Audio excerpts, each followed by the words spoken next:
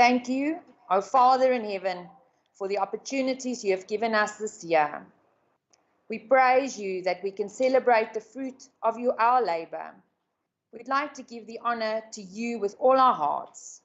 Thank you for the parents you have given us, our parents that gave us the opportunity to study and guide us to adulthood. Thank you for taking care of us this past year by gathering many angels around us to make us safe. Father, we thank you for all the staff at CTU that work hard to make this day possible. Father, above all, we thank you for our Savior, Jesus Christ, that made it possible that we can speak to you today.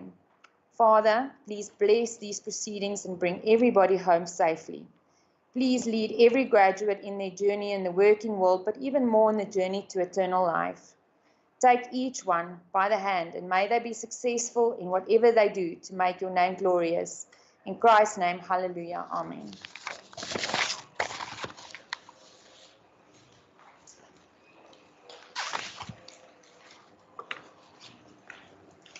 Thank you, Johnny.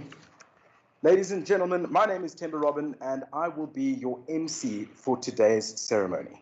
On behalf of the CTU executives and the National Academic Team, we would like to welcome all our graduates, their parents or sponsors, as well as all the friends and family members who have joined the ceremony virtually for the graduation ceremony of the class of 2020. A special word of welcome to our guests of honor, Gavin Sharples, motivational speaker, and Kelebogile Molopanye, CEO of Africa and Beyond for IR, one of the founding directors of the Drone Council South Africa, and a committee member of the CTU Program Advisory Committee. Welcome. Right, now we're going to jump into a message, a recorded message from CEO Johnny Nubi.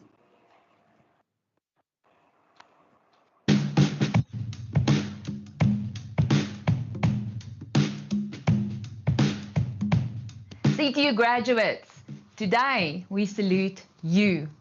2020 was not an easy year. COVID-19 and the ensuing lockdown meant a sudden and drastic departure from the way we usually did things, and here at CTU it was no different. Classrooms stood empty and the hallways were silent as we were thrown into a world of uncertainty and unknowns, wondering how long it would be before we were able to return.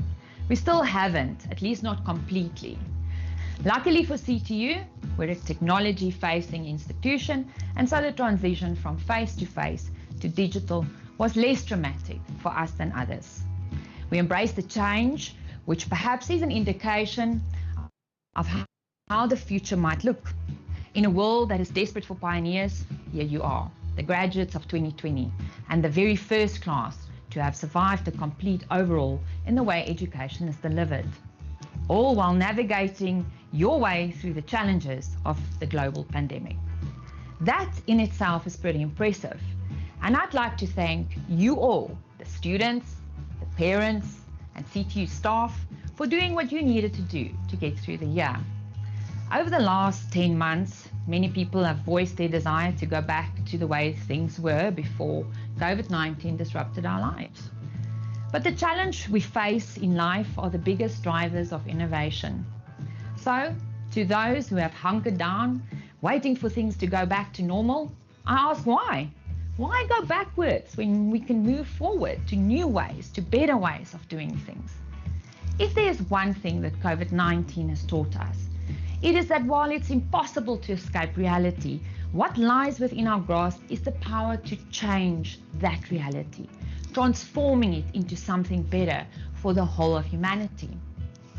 From huge advances and mind-blowing applications in virtual reality and robotics, to potentially life-altering inventions such as virus-killing fabrics, we have seen some truly amazing creations from the global tech sector. What's interesting to note is that, like all great inventions from the past few centuries, these new innovations have 5 traits in common. The first trait is to be agile, but remain grounded in purpose. As the pace of technology continues to increase, success comes to those who can pivot quickly. Gaming powerhouse Nintendo is perhaps one of the best examples of being able to respond rapidly to an ever-changing landscape. Founded as a manufacturer of playing cards, They cycled through myriad products, including vacuum cleaners, instant meals, before creating their first game and console in the 1960s. The rest, as they say, is history. And that history might have been very different if they were not agile enough to adapt. An agile mindset is, however, only half the battle. To quote John F. Kennedy, efforts and courage are not enough without the purpose and direction. Wherever you end up in the world, be sure to always know why you are creating the things you do, as this is what gives you work and your life meaning. The next trait innovators have in common is they were quick to care. By understanding the challenges humankind faces, you will come up with solutions much quicker than anything that is created in a space that's void of caring. Take Bill Gates, for example. It could be argued that his greatest accomplishments lie outside the tech industry. Bill and Melinda Gates Foundation, now his primary focus is aimed at improving healthcare, expanding education opportunities, reducing extreme poverty, and tackling climate change. While many of these challenges remain at the forefront of global news, there is no denying that wanting to create a better world for all who live in it is the driving factor behind everything he now does. The world we live in becomes more tech-driven with every passing day. However, it's more important than ever to remember that tech is created to help people. We need to tap into our humanity continually and consistently to embrace the amazing diversity of the human race and to always strive to put the needs of people at the forefront of everything we create. Third, you must be optimistic and focused on opportunity. Senegal's Mustafa Cissé not only received a master's degree in AI, but earned a PhD in computer science and worked for Facebook before heading up Google's multi-billion-dollar AI research center in Accra, Ghana. He did this seemingly against the odds after becoming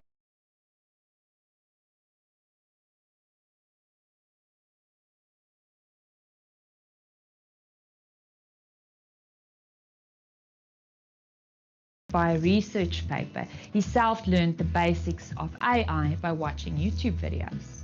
Believing that artificial intelligence should have a direct positive impact on people's lives, his vision of Africa in the future includes using this technology to address problems including malnutrition, healthcare, and education.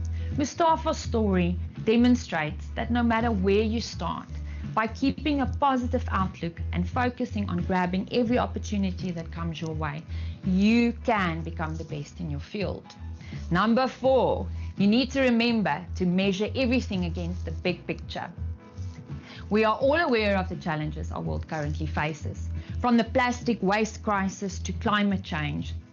There has never been a more critical time that we need to come up with new solutions to the problems that pose a threat to the sustainability of our planet. Privahini Bredu of Blue Oak has taken an innovative approach to the 40 million tons of e-waste being generated every year. By extracting valuable metals and minerals from equipment that all too often find its way to landfills, her goal is to create a circular supply chain and ensure a sustainable source of material for the technology of the future. This is just one example of how old technology can be used in the creation of the new, and we all need to play our part to ensuring the tech we make is created with big picture thinking. Lastly, don't be afraid to experiment with new ideas. Some of the world's most amazing inventions have come from a small idea that was developed with failure playing an integral part of the journey. Elon Musk didn't expect Tesla to succeed. He was sure the first SpaceX launches would fail to make it to orbit, let alone get back. But despite being faced with a high risk of failure, he felt that it was too important not to try. Not every idea is worth $1 billion. Not every invention is going to change the world. But unless we try new things, we will never know the potential of the ideas in our heads. Often, a failure opens up the new opportunity, new ideas, and new possibilities that perhaps we would not have seen if everything we did was an immediate success. So, here we are today, your graduation. As with everything else in the last year, COVID-19 means we've had to change the way you experience your graduation. Unfortunately, what has been a rite of passage for countless graduates until 2019 is no longer possible. But graduation is about more than walking across the stage to collect your qualification. It's more than just awesome, I finally finished studying. This is just the beginning of your journey. Because your qualification is nothing more than your first step to a lifetime of gathering information and using it to change the world. Never lose the curiosity that drives new learning, because curiosity leads to innovation, and it's in innovation that our future lies. We're in the throes of the fourth industrial revolution, and every day we find ourselves in uncharted territory. The world needs heroes and leaders who aren't afraid to take risks and create the solutions that will address the challenges we face today, as well as those we'll face in the future.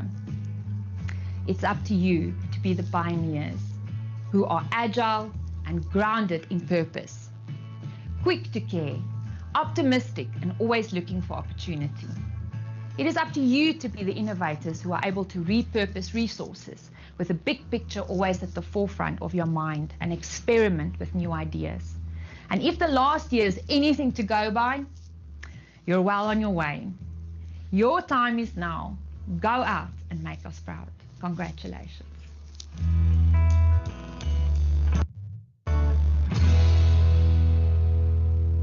Nice.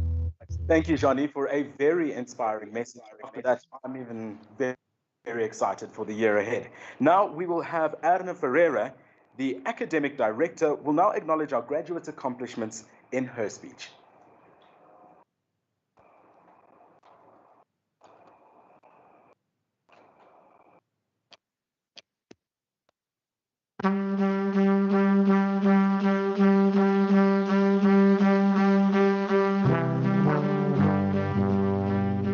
Good morning, class of 2020, and welcome to your graduation. Wow, what a year we had. With COVID-19 and the impact on all our students and their families, I'm especially proud of this group. You achieved an 86% pass. In the light of the coronavirus, this year's graduating class will miss out on the traditional graduation. However, we will celebrate every single student virtually. Each student is an original survivor. I've also heard Oprah and Tom Hanks talk about the class of 2020 as the chosen ones, chosen to 2020 to commit and excel in your studies. In CTU, we have words of culture that guides the CTU team. I would like to give a big cheers to all our students. You have indeed lived by each of these words in cheers. Commit, honest, excellence, exceptional, relentless, and serve. The CTU team, as well as the academic team, is very proud of this group. Every student was committed and disciplined to his studies. You ensured that you attended classes even during total lockdown. It could have been easy for you to just sit in front of the TV or play games all the time, but you did not. You created a new balance for yourself and adapted to the new way of learning very quickly. Due to your perseverance, the class of 2020 has stepped up into the future with more purpose, passion, and hope. You faced a multitude of barriers, but was relentless to succeed. 2020 has been a season of terrible losses. Many families have lost loved ones and are still grieving. Other families have lost their jobs and their plans for the future. I would therefore like to thank every single parent who contributed to their child's success, and I know our group of students are very thankful. Good luck to every student with your future endeavors. May you embark on the next big journey in your life with joy and passion.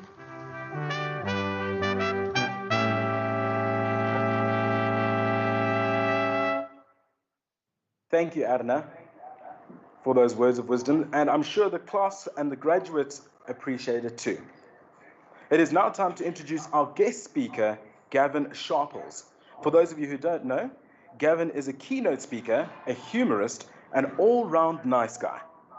Gavin has stood the test of time, and since 1994, he has helped motivate and unlock individuals' full potential. We'll see to Gavin now.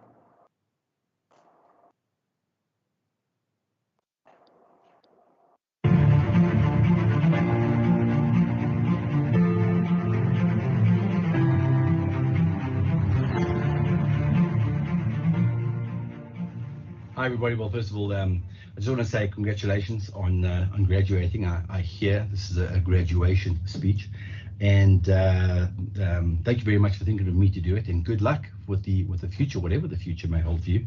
I'm sure it's going to be bright and exciting because listen, we're living in exciting times. And the craziest thing is that now that we have a thing called disruption in our life, the old norms and standards that kind of were holding people back for a long time because there were certain rules and regulations and barriers to entry. I think a lot of them have actually fallen down now. And I think it's an exciting time for people to literally rise and shine. So if ever you've wanted to shine, now is the time for you to shine. And shining specifically and especially when there's disruption. Because that's what somebody once said. Somebody said, I know it's a horrible saying, I think it was a businessman. He said, when there's blood on the streets, we make profit. And it's kind of a horrible saying, but what he's trying to say is whenever there's turmoil and whenever there is change, and you can actually read the change or get involved in that change, you can actually make money. Because a lot of people, when there's trouble or some kind of disruption, what they do is they go and hide. But there are some people who look at that and say, opportunity. And they look for the opportunities in the disruption. And the great thing now with our disruption is that it is really your time to shine. So today what I want to speak to you about is if ever you've wanted to be successful, and I mean really successful in a company, maybe you're starting your own company or you're going to start working for a company, which is probably the more likely thing. In the 27 years that I've been speaking to companies, and more importantly, before I was actually in a company, and I learned about staff and running staff and having staff, that's why I was able to be able to speak in corporates. I was looking for what drives the manager's mind and what is important to a manager, what is important to the owner of a business. So I've got a questionnaire, the questionnaire that I normally send out, and I have the questionnaire here. And the real question I always ask is, if you had a magic wand and if you were able to change any three things about the people I'm going to speak to, what three things would you change? Now, can you imagine me asking this question for 27 years? I'm talking extremely senior people, management, senior management, middle management, supervisors, entrepreneurs, and having all of these answers of what people find important to them and being able to actually collate all those answers and stand before you right now and say to you, if you go into a company and you do these three things, there is almost a 90% chance that you are going to make that person extremely happy, and more importantly, you are going to climb that corporate ladder. You are going to be successful. Can you imagine, and by the way, these three things are the three things that entrepreneurs do to become successful, what sports people do to become successful, what I found that relationships, people in relationships do this and their relationships work. I'm going to give you three things that I hope will kickstart your career. And if you take nothing away from this, take this thing that you can be as successful as you want to be as long as you do these three things, okay? Let's get cracking on those three things.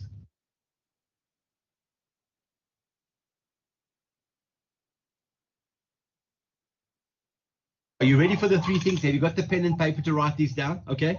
And listen, the reason I'm telling this, if you want to shine in any organization, company, in anything that you do, if you do these three things, you are going to make your customers happy. You're going to make your managers happy, your owners happy. Okay. Are you ready for the three things? Number one, change, innovation, and creativity. In other words, you have to be creative and innovative. They want someone to come and sit down and do things that are different and unique. Okay. That's the first thing. Next thing you got to do, and this is the one that I wrote this specific talk about, ownership and accountability, responsibility. I cannot tell you, it's almost the number one thing, ownership and accountability. That's how come I knew if I wanted to get corporates to actually start booking these Zoom things, talk to them about something that they think is vitally important and that they have been telling me that's been important over the last 27 years.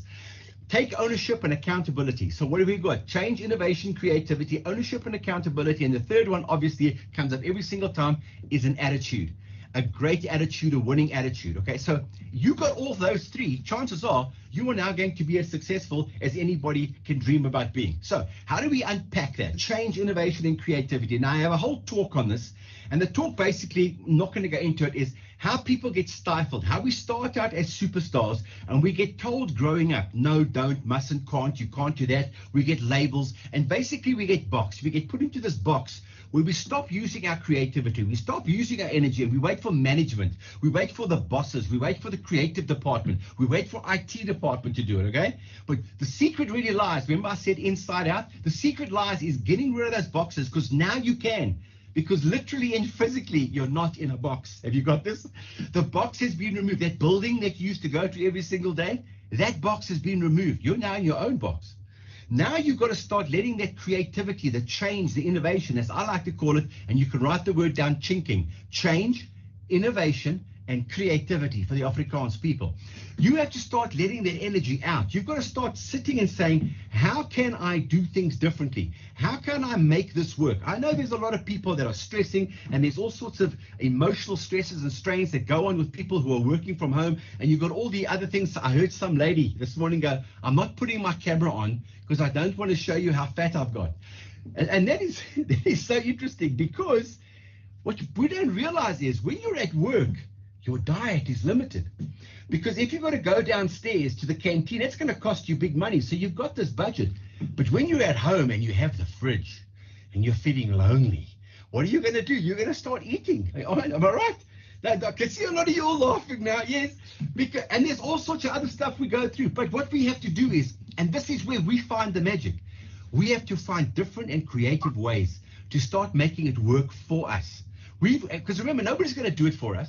We have to start doing it ourselves, and that's the exciting thing. It's almost like this whole disruption thing has just given our whole creative energy and our comfort zone a massive shake and said to them, you've got to wake up now. Now, all we need to do, and if your managers are listening, they want to make sure that you are sitting at your desk every day, and although you might be remotely, although you might be coming in every second or third day, you might be sitting in the office by yourself. The real question is, what are we going to do to make it easier and better for our customers? What are we going to do now to make things better for ourselves and our colleagues? And trust me, they are waiting for these ideas to come, because that's what you're there for. You're not just there to punch in and do the job. You're there to do the job and look at that document and say, if we change the bottom question, that would mean this would happen. If we rephrase that thing. I'm talking about the simple little things right up until the bigger things. But make no mistake, what you bring to an organization now that's going to make you stand out is going to be your ability to adapt, your ability to change and to innovate, to find different things that's going to make you and the organization more successful, okay? Understand, a big driver in any organization and company is your ability to change, innovate, and be creative, to embrace the change, to own the change, but more importantly, to start creating more changes. So let's now talk about the big one, and this is accountability. And accountability is the one question that people have asked me, Gavin, I need my people to be accountable. They must treat it like it's their own business. Well, the only question I ask, and by the way, yes, this is for managers and owners, and yes, I'm going to be tough on you as well. How are you holding your people accountable? Really? Our research has found 68% of managers and supervisors will not go into a conflict situation with a staff member. What they will do is they'll get somebody else to fix the problem, and they'll just skirt over it and move on, and that person will never be trained, never be chastised, never be held to account. You know what amazes me? People watch Carte Blanche on a Sunday night, and they see the municipalities and the governments and the division and the hospitals, and they go, why aren't they holding these people accountable? I mean, we've even got a commission of inquiry now trying to hold people accountable, and they just don't pitch up. And you know, we sit there and we go, that's shocking. And I say, but hold on. I waited for 25 minutes on a phone call the other day, and I complained to a manager and nothing happened. So do you understand it's the microcosm of the macrocosm? Hold people accountable. Now, when I said hold people accountable, I was in a Zoom meeting yesterday, day before. One of the managers popped up and said, yeah, but we don't want our people to think we don't trust them. We don't want to. And straight away, that is the normal response. The response is, I don't want my staff not to like me, because let's face it, I've got KPAs and KPIs, you know, and KNDs and KNDs and KPPs and KPIs. And you know what happens? They'll sit down with the staff and say, how was Janet as a manager? And God help us all if you don't get a good review, because it affects your bottom line. So what I'm going to do, I'm just going to keep people as happy as I possibly can. But that doesn't really work. The secret here, managers and leaders and owners of businesses, stop trying to please everybody. Start holding people accountable. Do you know why? People actually want to be held accountable. Let me give you another example. Roger Federer. Do you know that Roger Federer pays a man? Listen to me. He pays a man to make sure that he gets up at a certain time, that he's at work at a certain time, that he does so many press-ups, runs so many kilometers, and hits thousands of tennis balls. Have you got this? Any top sporting personality goes out and looks for somebody who is tough, looks for somebody that's going to hold them accountable. You look at any sports game. You look at a soccer game. The first thing they do, a man in yellow runs on, or sometimes he's in black. And that man runs on with a whistle and a couple of cards. You know what he's doing? He's holding people accountable. And thank goodness he holds people accountable, because everybody knows the rules. But in the excitement of battle and in the commitment, people break the rules, and people then take out a card and go, you are on a warning. And then if you do it again, they say, go to the change room, have a shower, and you are not going to play for another 2 weeks, and it's going to affect your salary until you can behave properly. Do you understand the importance of this? We even do it in sport.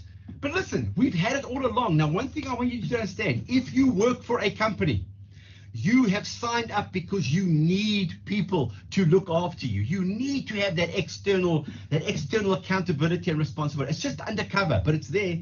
You know, when you come to work every morning, you swipe your card and that goes to a computer system. They can tell when you came to work. Then you go up the escalator, you log on your computer. IT can now see you're logged onto your computer. You also know your supervisor sitting in the corner. Your manager is down the passage, hey? And they're looking out to see what's happening. Do you understand this undercover external accountability is what a lot of people need? So I look at managers and I say to the managers, don't be afraid to hold people accountable, because there are a certain bunch of people who need to be held. And in fact, they thrive on being held accountable. But they don't like it to be open, and the way you do it, that's another thing. But a lot of people think that I am my own person. Really? If you were your own person, you would be an entrepreneur waking up every single morning, not having somebody to check up on you, and you're going to have to do it yourself. So please, if you're a manager or owner of a business, people, our species, we love a certain amount of accountability. Our external accountability as entrepreneurs, well, that's simple. That's our bank manager. That's the bond. Those are the debts. Because we know that every month, if we don't hold ourselves accountable, trust me, the banks and the repossession agencies are going to hold us accountable. So this whole thing of being accountable is so important. The one is just there's an underlying one, and the other one is it's actually in your face. And I want to just Voltaire, I'll just paraphrase Voltaire. Voltaire said something like, I'm not going to read that, my way's better. I'd rather be ruled by one lion than 1,000 mice. Please don't be scared to hold people accountable. People love when you get married, you hold yourself accountable. Am I right? You commit and you say, I will, and I'll honor and I'll obey, but you would imagine that would be it. No. To hold yourself accountable, you go to a holy place and you ask a holy man or woman to stand in front of you. And then you invite all your special friends. And in front of your friends in a holy place before a holy man, you literally promise God that you will be honored and faithful and loyal and trust and all the stuff that you promise.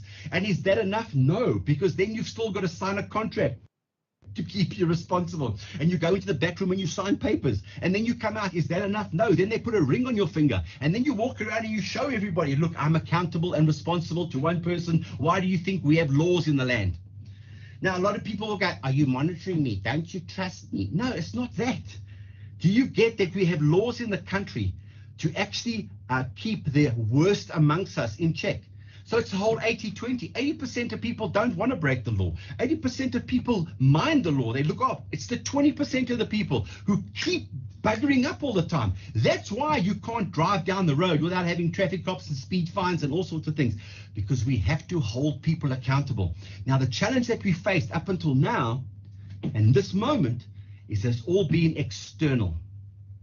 Now, when we start talking about the inside out, our ability to shine, and I promise you, in the 30 years I've been studying the brain, and in the 30 years I've been studying human behavior and performance, I have yet to find a more powerful lesson than the one I'm going to give you right now. How to bulletproof yourself for the future, how to make sure that no matter what you get involved in, you are successful. I promise you, you never need to attend another session in your life if you just take to heart and understand what I'm about to tell you right now. People who are bulletproof, people who manage themselves, people who kick their own butts, people who don't need external, you must do this, you can do that, I'm checking on you, have what we call a good self-esteem. Now, there's a big difference between self-esteem and self-image. Let's not go into that. Just remember self-esteem. Esteem means hold yourself in high regard. So if you have self, hold yourself in high regard. So you have self-esteem, okay? If people have self-esteem, or another word for that is character. If people have a great character and they have self-esteem, basically to explain what that means, self-esteem, self-character is made up of a couple of things. If you imagine inside yourself, you have a few cups, containers, okay? So the containers are like, love, acceptance, respect, and if all those cups are full, you're going to have a thing called self-worth, okay? If all of your containers inside yourself are full, you will have a thing called character, self-esteem, and you are flipping a self-starter no matter where you go. In corporates, out of corporates, in the world, okay? Now, where do we normally get our cups full? Where do we get like and love and acceptance and respect from? How do you get self-respect? The standard answer that people normally say, well, you got to give respect. Surely you got to give respect to get respect. And I say to them, but hold on, how can you give that which you don't have? Do you get that?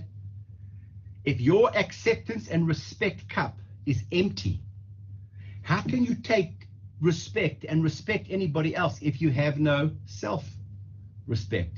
You got it? So it all starts inside. That's why I say we have to go inside out, okay? So if you have a look at all those cups, it starts with a simple word: self-like, self-love, self-acceptance, self-respect, self-worth. If we can understand this one concept, because all we do all the time is wait for other people to fill our cups. Does that make sense? Which means we are beholden to the feelings, likes, and dislikes of other people. We are beholden to other people's moods. And that's why we wake up every day, and a lot of people actually get their mood from the people around them. I don't know if you've done this. Have you ever woken up in the morning and your husband says to you, okay, I normally do the other example, but let's say your husband looks at you and says, "Yes, sweetie, is that your dress?" And you go, "What do you mean?" It's just I think it must have shrunk. And you go, "What? No, no, it's," and he says, no, just, it must have shrunk in the water. I'm sorry I said anything. Now normally, if your husband, if he says something opposite, "Geez, sweetie, have you lost weight?" Straight away, he starts filling the like and the love and the acceptance. He starts pouring stuff in there, am I right? You get to work, and this is the bad example, and you worked until 10 o'clock last night doing something for a client. When you walk in, you fully expect someone to come to you and say, "Well done and great job," and no one does anything. They just ignore you. They have a staff meeting. What happens at a staff meeting? Everyone just ignores you. And you think to yourself, what the hell? You get home in the afternoon, in the evening, and your husband says to you, "What's the matter?" You say, "I don't know. I didn't have a good day." Nobody did anything. But you know what? People wait every single day for other people to acknowledge, to accept them, to like them. And that's how they get their cups full. Now, here's the kicker. Here's the thing. Imagine if you can start doing it yourself. Imagine if you have the ability to like, love, and accept yourself. And the real question is, how do you do that? With the missing cup. The missing cup, the missing container, which I have actually put on your screens at the top. If you want to succeed at anything in your life, and I literally mean anything in your life, you have to just obey the first cup. You've got to keep filling the first cup. It's the cup of all cups. It is the holy cup of all cups. If you need to be successful, the only thing you have to do to build your self-esteem is one thing, and that you have to start trusting yourself. This is so big, it made my head explode when I first heard it. Self-trust leads to self-like, self-love, self-acceptance, and then you have self-respect and self-worth. What do we mean? How does this work? Have you ever worked on a to-do list? Anybody works on a to-do list, and you write down 4 items on your to-do list, and you only do 3 items. When you get home, and normally in a conference setting, I ask people, when you get home and you didn't do what was on your to-do list, how do you feel? And you get words like failure, not successful, disappointed, and you know who you're disappointed in? Yourself. Do you know why? Every day you don't keep your word. Every day you don't do what you said you were going to do. Whether it's a diet, whether it's sitting at your desk, whether it's performing at work, or whether it's keeping a commitment to go to a function. Every time you don't, yourself says to yourself, your subconscious mind says to your conscious mind, but you said you would do it and we trusted you, and now you didn't do it, so we can't trust you. And if we can't trust you, we can't like you. If we can't like you, we can't love you. If we can't love you, we can't accept you. We definitely can't respect you, and you are worth less. Got it? You will find the people who don't keep their word, don't honor their promises. These are the people who have a poor self-image, and they go from weakness, normally people go from strength to strength. They get weaker and weaker and weaker because they start disliking the most important person, and that is themselves. And you cannot function in a society if you don't like it, because what you do is you become angry, you become volatile. And if somebody just says something and you start picking on people who are successful because there's some ugliness inside, there's nothing, you're empty, you're an empty vessel. How do you fill that? Simple. And we ask parents to do this with kids. Start trusting yourself. How do you trust yourself? I'm going to do these 4 items. How many of you have gone shopping? Simple thing. You've got a list of 6 items on your shopping list. You come back, ladies, you know this, with 9. How do you feel? Guys, you go to the hardware, you got to pick up 7 things, okay? You come back with an extra saw and a special drill that they made. You come home, you not only got your stuff, you've now got extra stuff. How do you feel? How do you feel when you do the to-do list? In fact, not only do you do the 5 items, you do 3 more. How do you feel? Do you know why you feel great? Because your subconscious mind says to your conscious mind, whether you're aware of it or not, I can trust you. And the fact that I can trust you means that I can like you. Because the more I trust you, the more I like you. And you know what? If I really get to like you, that is the foundation of love. So I can learn to love you. And once I love you, I can accept and respect you, and you have worth. Do you get that?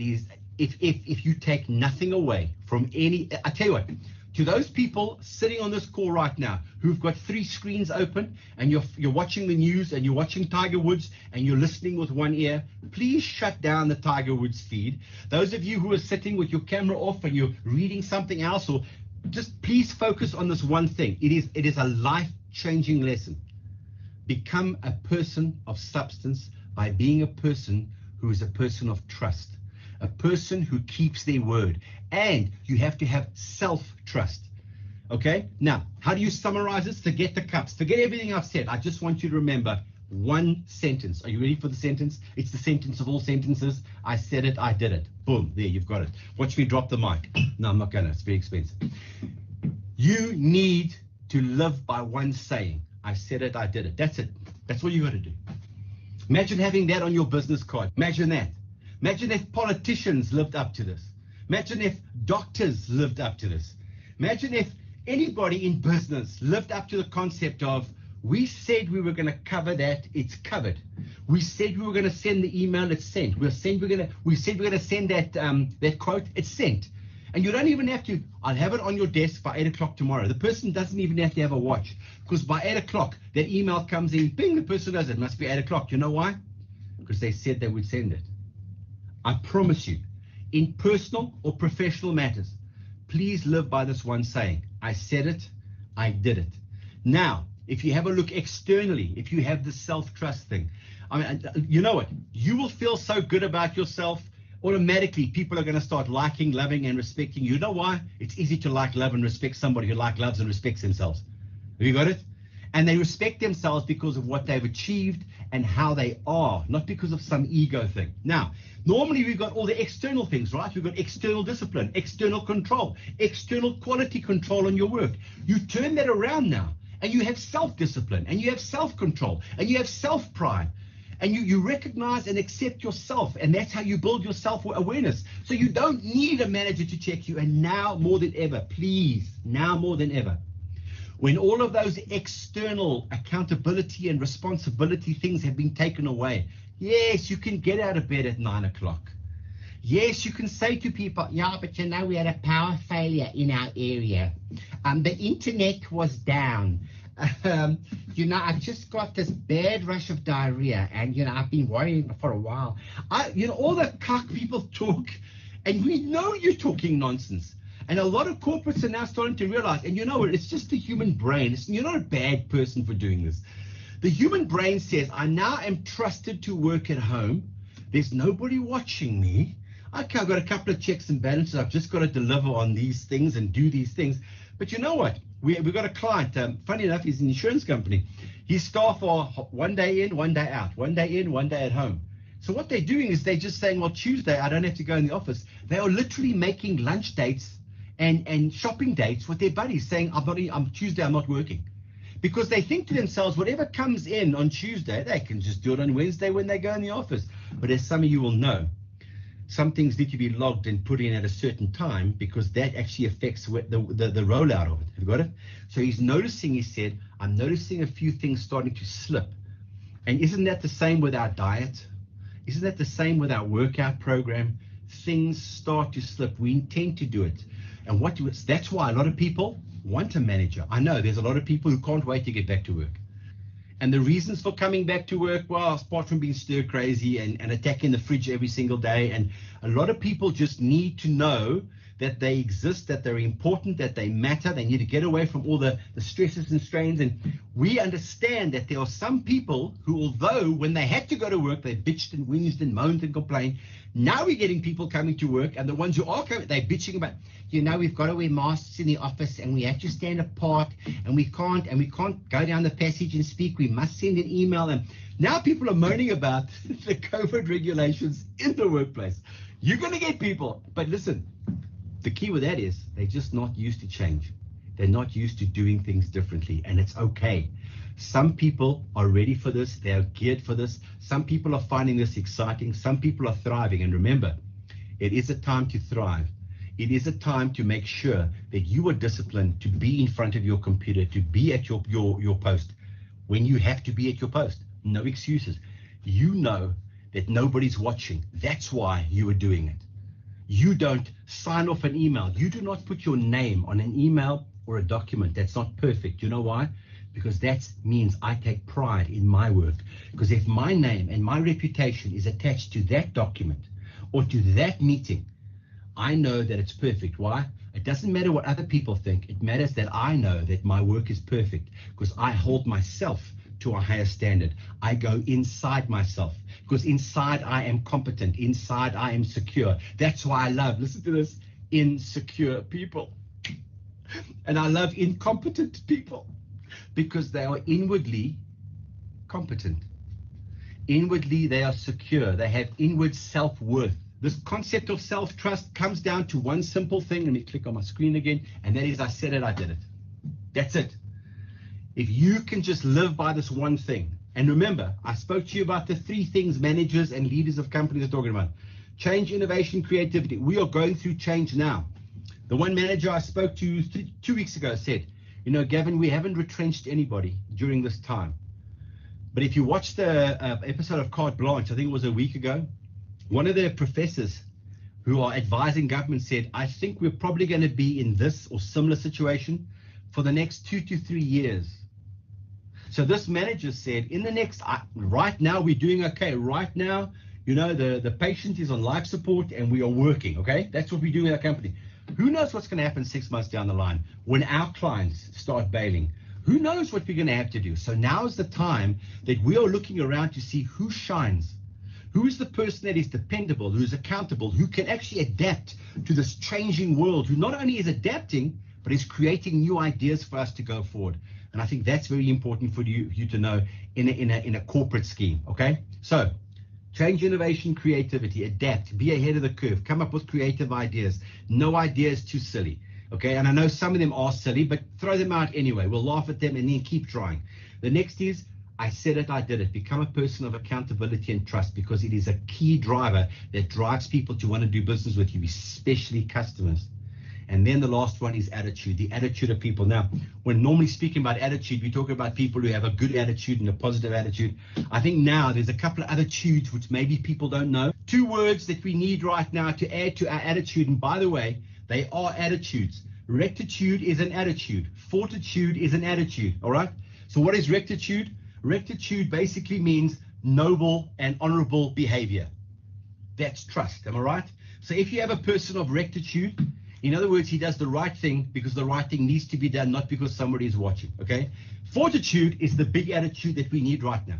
Fortitude is that attitude of we're going through tough times. We really are going through tough times, but I am going to plow through it. I'm going to stand firm. So in other words, fortitude is courage under fire, courage when things are not going well. And I think now more than ever, and especially for our customers, because our customers also don't know what's happening. And when they pick the phone up and speak to you, they need to hear a person on the other side who has rectitude and fortitude, somebody who says, it is tough, it's going to get better. And I'm telling you right now, I'm telling you, it's going to get better. We are going to get through this. And I tell you what, when we get through it, we are going to be stronger. We are going to be better. We're going to have so much more technology we can actually use, but we'll start appreciating more, because maybe this was just a reset. You see, maybe you've got to have the attitude that the world seemed to be going in a certain way, and we needed a wake-up call. And maybe the wake-up call was, hey, we are actually in this together, and that work is a privilege, and that meeting other people and working in the environment is and having customers. Do you know what the restaurant industry, my industry, has actually discovered? Customers are king. The customer is king. Do you know why? Because the customer pays my salary. The people I work with just manage me and hold me accountable and show me what to do and give me the opportunity. But when it comes down to it, the customer is the person that we've really got to look after. Oh, another thing, there's an internal customer and an external customer. The person I report to is my customer because it's you, PTY Limited. Got it? But never forget attitude. Attitude is key. I'll close with this one. So my dad passed away in 2014. We had the funeral. And someone thought it was a great idea to get helium balloons and all stand in a circle, and everybody, the family. And what we would do is we would let the balloons go and they would fly in the sky. We'd literally say goodbye to Dad. And my dad, it was a sad, sad moment, but we invited friends and family and everybody who cared. And please remember, if anybody has a loved one that dies, the key thing is you be there for them. That's it. You don't have to say anything. Please don't say anything. Don't say anything stupid thing. The fact that you are there standing next to the person when they've had a loss is enough. Be there. Different presentation. Now, as the balloons are going, now it's a sad moment and everywhere's quiet, but my best buddy is standing next to me, as a best friend should. And what he does is he looks up and he whispers in my ear, I know it's not important, but I think mine's winning. Now, that one little one-liner just kind of like broke the mood. It just kind of like let people know, you know what? Yes, it is, but I'm here, and it's another way of looking at things. Okay, so that's what we need in our companies right now. Please don't lose your sense of humor. You can't do that, and stop taking ourselves so seriously. So there's rectitude, fortitude, and attitude. I think that's very important going forward. Okay, so I love getting feedback. Now, normally the feedback we get on these presentations is people in the room screaming and chirping and saying things. Now it's like me just talking to a green light. I mean, it's the weirdest experience ever. I mean, I don't even know if people are still there, but we do need to get feedback. And Samantha said there's some kind of electronic thing. She's going to put it in the comment section. Please go there and give us your comments on the presentation today. What we are going to do is, out of the feedback that we get, we will give away 2 books. I've got a book called Shift Happens, which is about change and innovation and how to deal with it. We've got 2 of them. We're going to give them away to 2 of the feedback forms that we are getting, okay? So she'll send you the feedback form and we'll give 2 of those away. Let me summarize them today. Chinking, okay? Please look at change, innovation, and creativity from within. Ask yourself what you can do now, today, to make your marriage better, your relationship better, your kids eating their greens. What can you do differently, okay? Next, make sure that there's interest. Trust yourself. You don't need a speed cop on a trap to slow you down on the road. Travel the speed limit. You don't need external people telling you that you shouldn't eat that. You can't do that. You've got to have this trust inside yourself that the actions that you take are for yourself and from inside, that you want to succeed, okay? And the final one, obviously, you've got to make sure that you have this inner tude. Whether it's a fortitude or rectitude or a great attitude, or preferably if you have all three. Okay, that's my thing, ladies and gentlemen. That's my stuff. Thank you for tuning in. Please get those feedback forms through to Sam so we can do a lucky draw, and we'll make sure that you guys get copies of the books. Okay, thanks very much, everybody.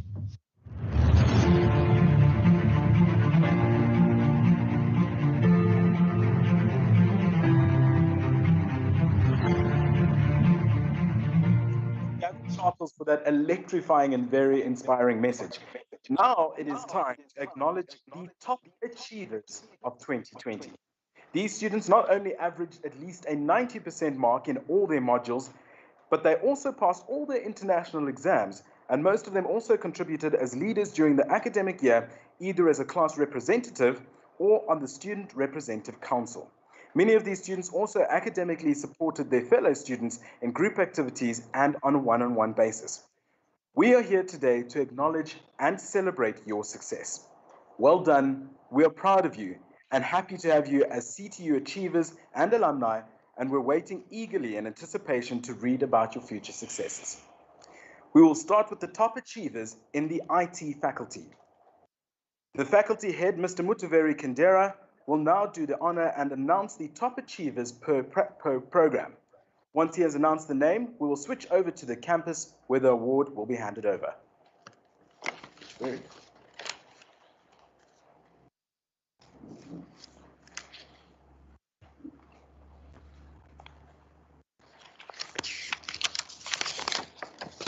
Thank you so much, Temba. Ladies and gentlemen, it is my honor to announce the top achievers for 2020 in the IT faculty.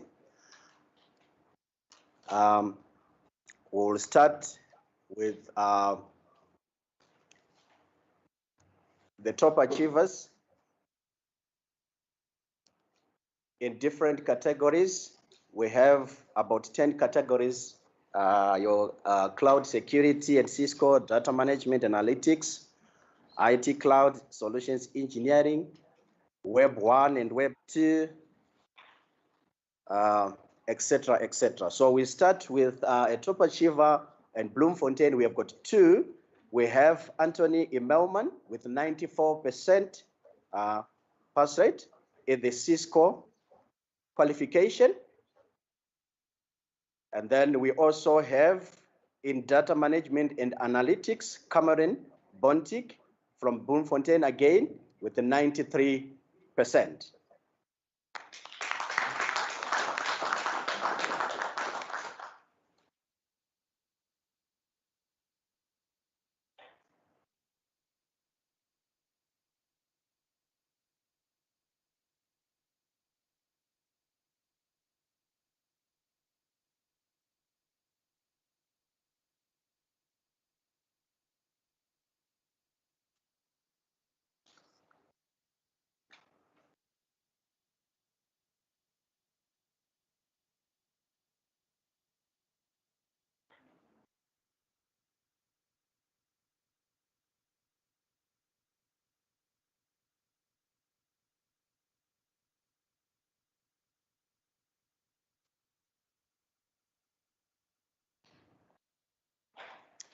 Okay, we move on to the next canvas, which is Rudaport. In that canvas, we have got about 4 awards in the IT cloud solutions engineering, also in Web 1, Web 2. So we'll start with IT cloud solutions engineering. We have Zanel Barkhuizen. We also have for web development 1, with a 95% in the same canvas, it's Kiara Abrahams. In the same canvas again for web development 2, with a 96% average, we have got Reynard Duplessis.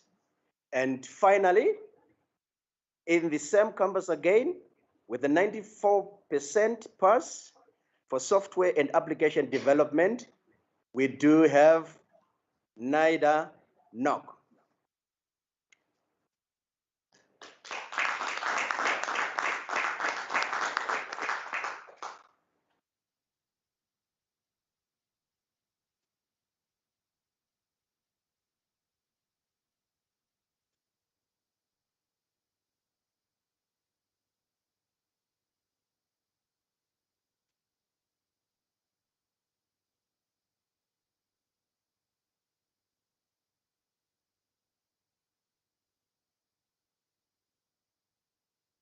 Down the Cape, we go to Stellenbosch. We have a top achiever there in the IT Solutions Administration Department with 89%. We have Pierre Cronier.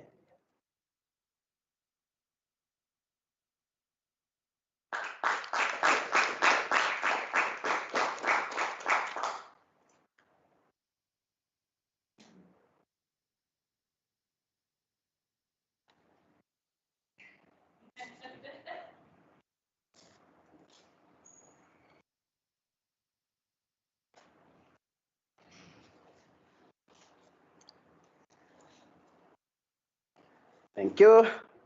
Back to Gauteng. At Vereeniging campus, we do have got two top achievers there. The first one in the IT Tech Support Department with a 94% pass is Daniel Davis.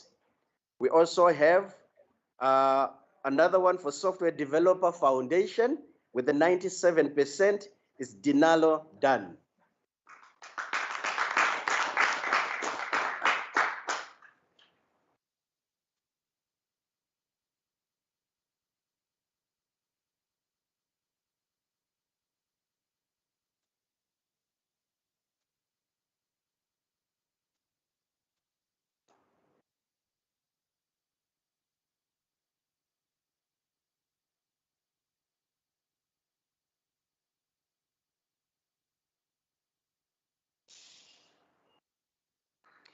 Again, we go to our Pretoria campus, commonly known as the Center of Excellence. We have one top achiever there in the Diploma in IT Network Design and Administration with an average pass percent of 87, who is Stefan Stein.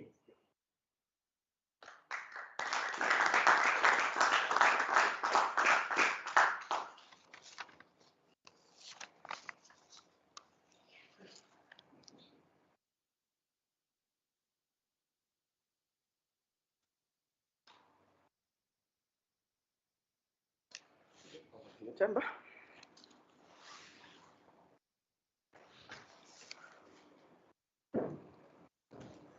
Thank you, Mutaveri, and congratulations to all the top achievers in the IT faculty.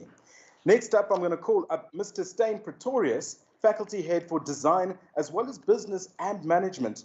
And he will announce the top achievers in design and also followed by the top achievers in business and management.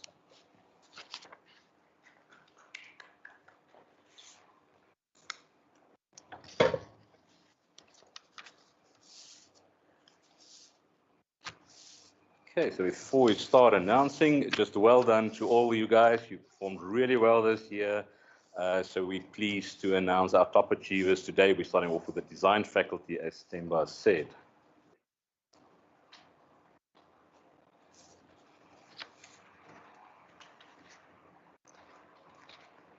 So top student for CAD 1 in the 2020 academic year is from the Potchefstroom campus, and that's Raymond Venter.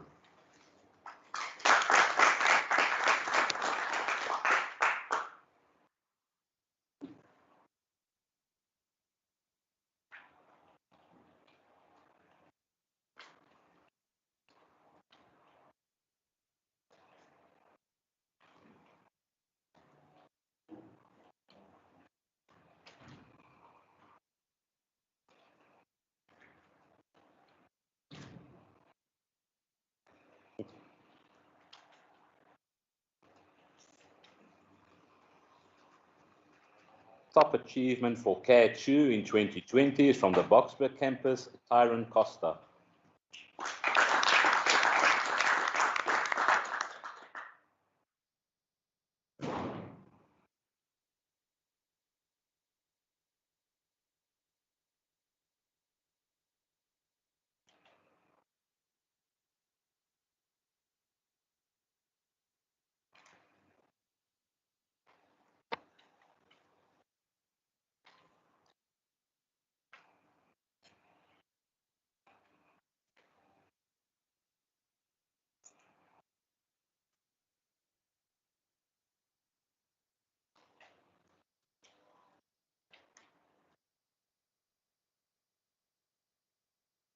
Okay, then the top achievers for both Graphic Design 1 and 2 are both from the Roodepoort campus. Graphic Design 1, Lee Schultz, and Graphic Design 2, Jennifer Joshua.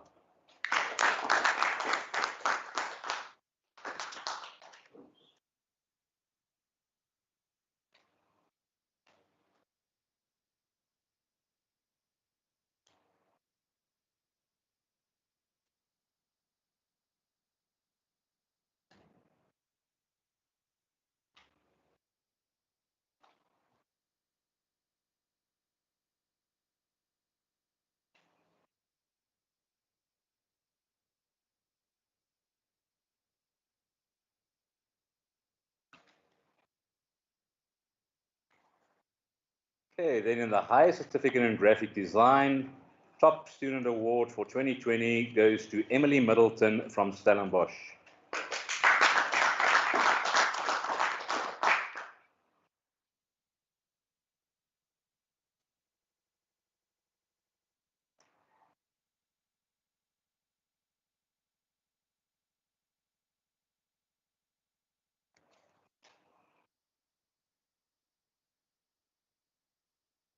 Okay, then the top diploma student in visual communication goes to the Pretoria student, Yuzel Okamp.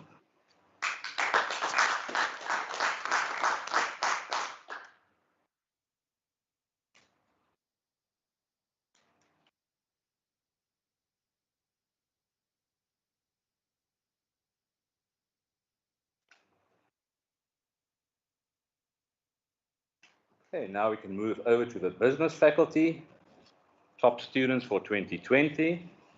The top student for Project Management 1 from the Polokwane campus is Caitlin Greenland.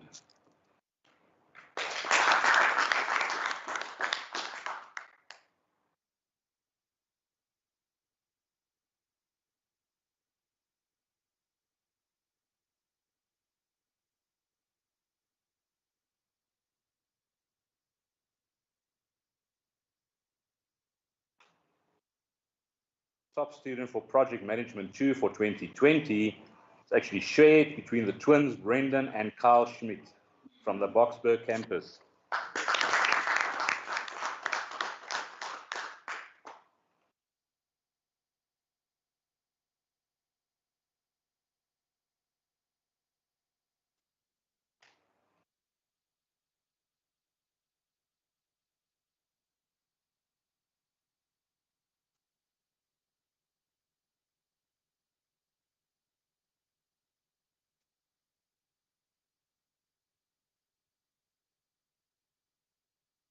The next three awards are all from the Potchefstroom campus. For Generic Management 1 2020, top student Chantel Gous.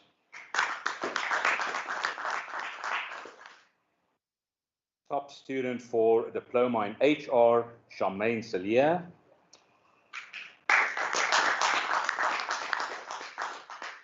And then top student for the Diploma Tourism 3 is Retshugufaditswe Petu.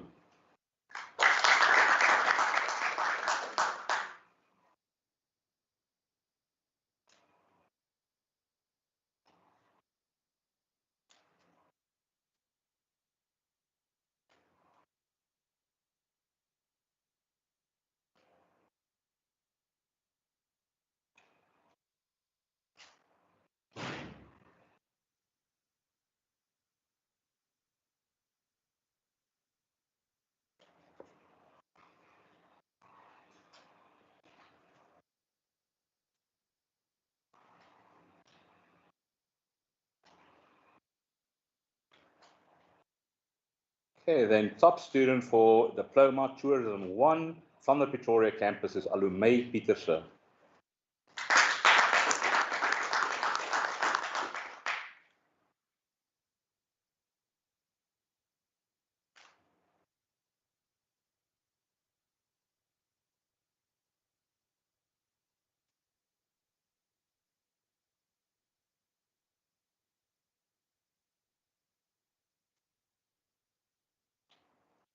Okay, then the top student for Tourism 2 from the Roodepoort campus for 2020 is Jamie Lee Kleinhans.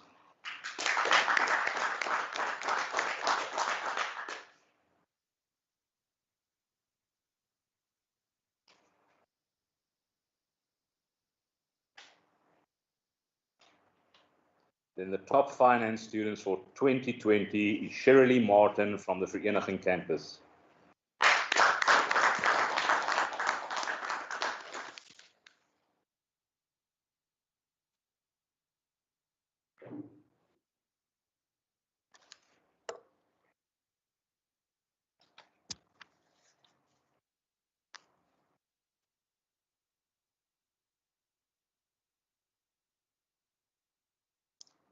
Right.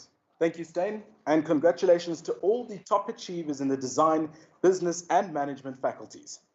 Ladies and gentlemen, every year, CTU acknowledges a student who succeeded against incredible odds. That student who never gave up despite any obstacle or challenges he or she faced in the academic year. A student who persevered and never gave up on his or her dream to complete their studies. It is the honor of Johnny Newby to announce the winner of the 2020 Succeeding Against All Odds Award.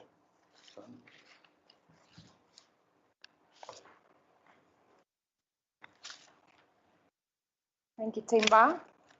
Congratulations to all our top achievers. I have the privilege to announce the following award, and I'm not going to even attempt to pronounce the new name of Port Elizabeth campus. Apparently it's still in dispute, so we'll just go with PE for now.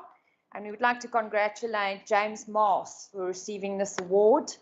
I would also like the opportunity just to read something about James. James lost his mother due to cancer during the first week of lockdown. His mom was his inspiration to study, and losing a parent is extremely difficult. But James's goal was to make his mother proud, and he kept his focus on his studies. James was eager to get back to his CTU family and was one of the first students to return to campus after lockdown. We commend his perseverance and commitment to his studies. James, and I also have something, I've got a poem that I'd like to read to you today. It is by John P. Reed. It's only through mistakes we make, we learn where we went wrong. It's only when we're far from home, we realize where we belong. It's only when we close our eyes, our dreams seem clear and bright. It's only in our darkest hours, we truly see the light. It's only when we lose our way, we pray to the stars above. It's only through times of grief, we learn the true meaning of love. It's only when all hope seems lost and our weary journey seems so far, when all the world's against you, we learn how strong we really are. All things are sent to try us. We must strive and give our best. I believe God is watching over us and He guides us in our quest. Congratulations, James.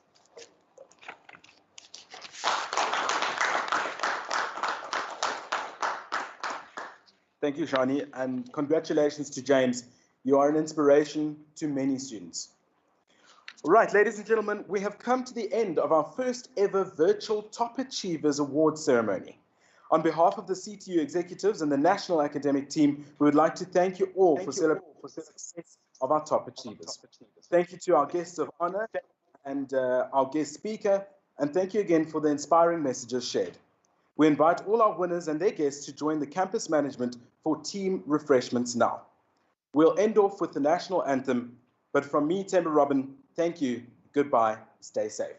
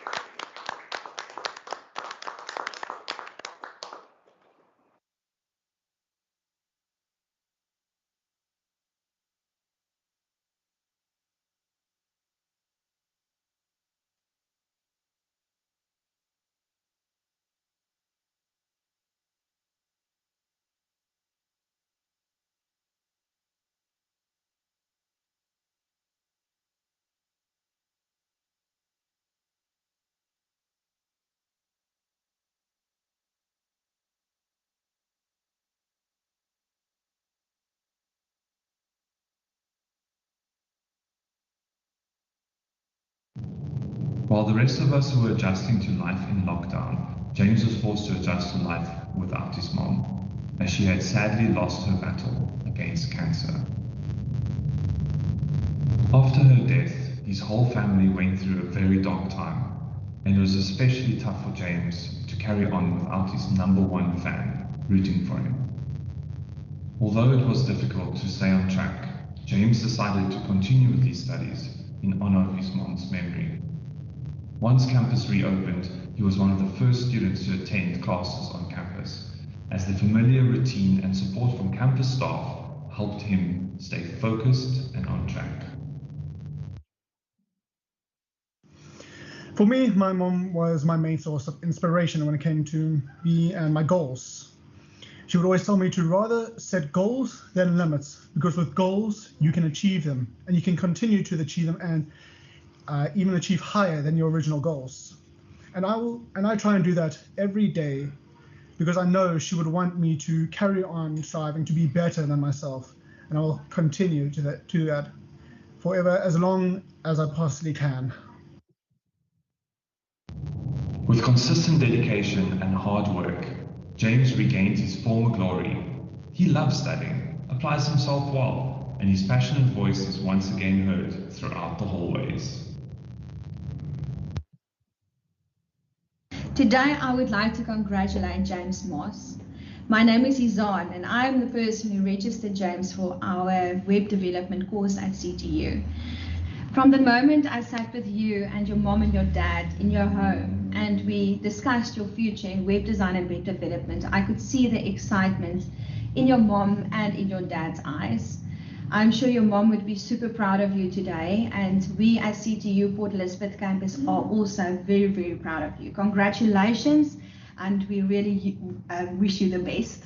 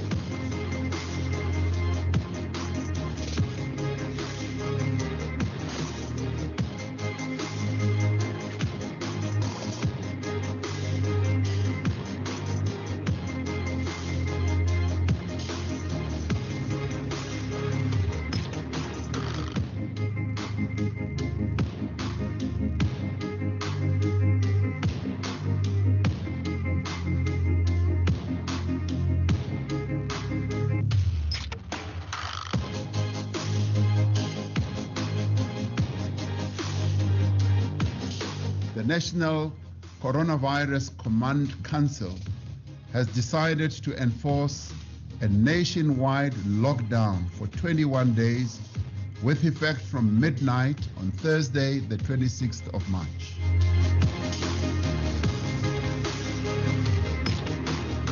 Just now we obviously had to dismiss class, but we're still doing classes virtually online.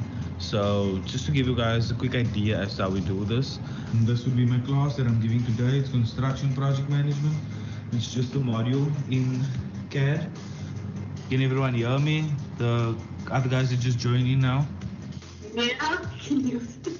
Yeah, we can hear you. Yeah, yes. Yep. Yes, I can hear you. So as you guys know, we have switched over to online classes in response to this pandemic. I find that the staff at CTU have been very helpful. They've been very supportive during this transition.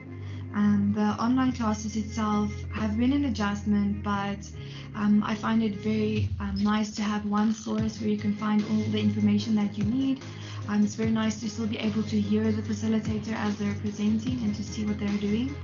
It's been a first experience for all of us, but we're not going to let the lockdown break our self-esteem. We're going to continue doing well in our formatives. This is not something any of us is used to, and I think this is a great opportunity for us to improve our technological skills, because this is not something all of us is comfortable with. And I think we should still, in this time of uncertainty, still focus on our classes and getting our work done, because this is still very, very important, and all of us want that diploma. You want to be sure where you put those lines. However, also don't be too scared of putting down a line. Please, guys, pay attention here. An integer is a number. Those two curly braces will be part of the block of code. Yes, Jason, your question. Yes, that is exactly right. In your brief, it states that your character needs to actually show his emotions physically. They can't actually keep their emotions to themselves. They manifest physically. So that is something that you have to incorporate.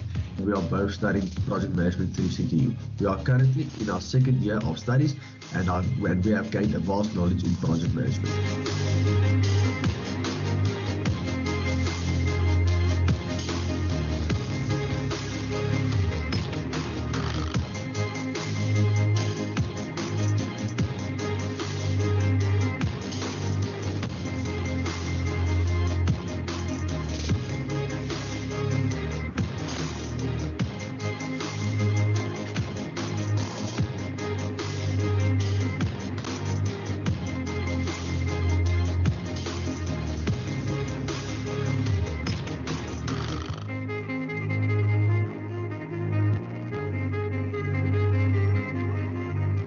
So welcome guys to the CTU live video today. We're doing the open day and we're streaming live from the head office. Yeah, in Pretoria. Cool. Yeah. Shall we jump off to Roodepoort? Roodepoort. Yes. Let's see you in Roodepoort.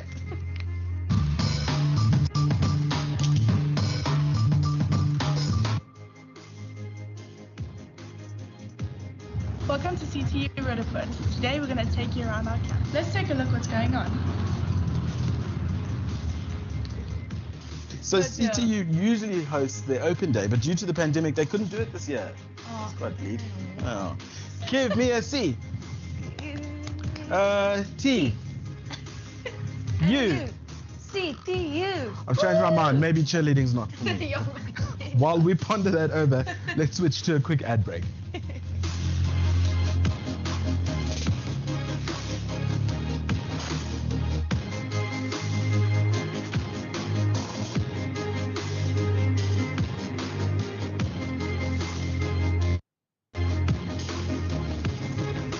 It was with great sadness when the president announced a lockdown to this country. Just like any other student, I was so worried on how I am going to learn with the CTU, as we were going to be given assignments. Self-discipline and time management is what each and every learner is suffering from. Well, 90% of them, if not 95%. But then, when CTU came with a new way of how we were going to learn, my mind was put at ease, and I knew that this was going to be a very good experience, because CTU is well known by the best. At first, the team app was a little bit confusing and a little bit hard to understand, but as time went on, I really loved the app and I enjoyed being on the app meetings every time. The learning experience that I am having with CTU training solutions over WhatsApp and the Teams app, it's very amazing. The course instructor has a very good way of explaining all the objectives, and they make sure that they explain everything in a very easy way to understand, and that way it's very hard to forget, meaning that it's so hard to fail and easy to pass. Being on the voice over internet protocols makes me feel like I am inside a classroom with all my classmates, and it gives me a great opportunity of understanding everything, because we are all given the chance to make our own presentations and show how we understand some certain contents.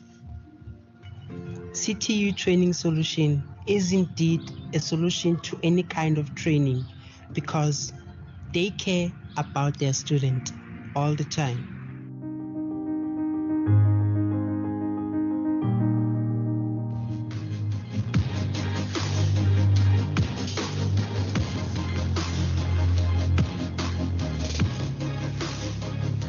I enjoyed networking and also fixing PCs, learning about the whole structure of a PC. It was amazing.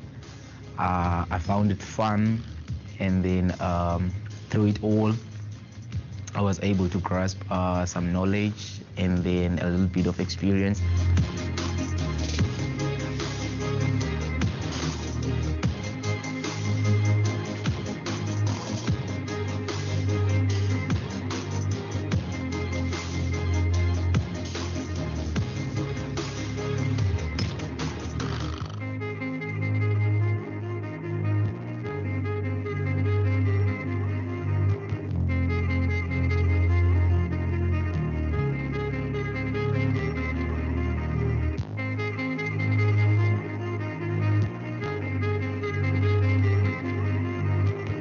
Just hats off to all the first responders, the nurses and the doctors who are working quite hard to contain the spread of the virus. I really just want to take a moment to thank the doctors and all the nurses that are working 24 hours a day, 7 days a week to heal our family members.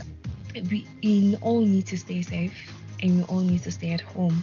And I believe we can make this work if we stay focused. So yeah, I just want to encourage you guys with that. Stay motivated and stay safe.